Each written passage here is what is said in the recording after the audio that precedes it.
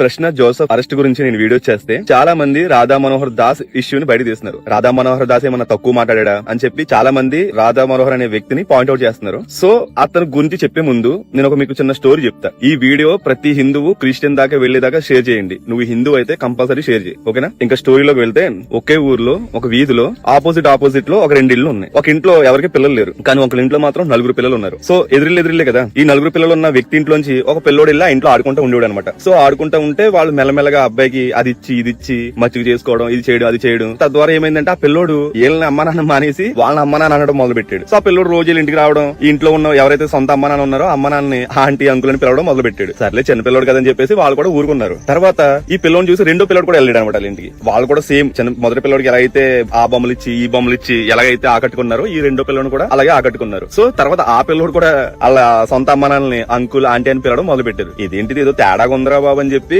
సర్లే కదా పిల్లలే కదా ఇంకా తెలుసుకుంటారు అని చెప్పి ఊరుకున్నారు. తర్వాత 3వ అబ్బాయిని కూడా సేమ్ యథావిధిగా మొదటి పిల్లోడిని 2వ పిల్లోడిని ఏ విధంగా అయితే వాళ్ళ మాటలు చెప్పి అమ్మ నాన్నని పిలిపించుకుంటున్నారో ఆ 3వ కుర్రోడి చేత కూడా ఇలా అమ్మ నాన్నని పిలిపించుకుంటున్నారు. సో ఈ 3వ కుర్రోడు కూడా సొంత అమ్మ నాన్నని ఆంటీ అంకుల్ అని పిలవడం మొదలు పెట్టారు అనమాట. ఇంకా వాళ్ళ అమ్మ నాన్నలకే డౌట్ వచ్చేసింది, ఇదేంటిది ఒక పిల్లోడు అనుకున్నాను, 2 పిల్లలు అనుకున్నాను, ఇంకా 3వ పిల్లోడు కూడా మనల్ని ఎలా అంటున్నాడు, ఇంకా 4వ పిల్లోడిని కూడా వదిలేస్తే వీడు కూడా మన అంకుల్ ఆంటీ అని పిలుస్తారని చెప్పి ఇంకా కోపం వచ్చింది. కోపం వచ్చి ఏం చేశాడు, ఆ ఇంటికి వెళ్ళి ఎరా ఏం చేస్తున్నారా నువ్వు, నీకు అసలు బుద్ధి జ్ఞానం ఉందా, నీకేదో పిల్లలు లేరని చెప్పి మా పిల్లల్ని మీ ఇంటికి పంపిస్తే సొంత అమ్మనాలు చేసేసుకుంటున్నాం, మమ్మల్ని అంకుల్ ఆంటీ అని పిలుస్తున్నారని చెప్పి గొడవ పడ్డనమాట. తల్లిదండ్రులు అనే వాళ్ళకి కంపల్సరీ కోపం వస్తుంది. అలాంటిది హిందూ దేశంలో హిందువుల్ని మీరు కన్వర్ట్ చేస్తే వాళ్ళకి ఎందుకు కోపం రాదు? ఒక భారతదేశాన్ని సొంత తల్లిగా తండ్రిగా ఫీల్ అయ్యే వాళ్ళకి కోపం ఎందుకు రాదు? That is my question. దీనికి ఆన్సర్ చేయండి.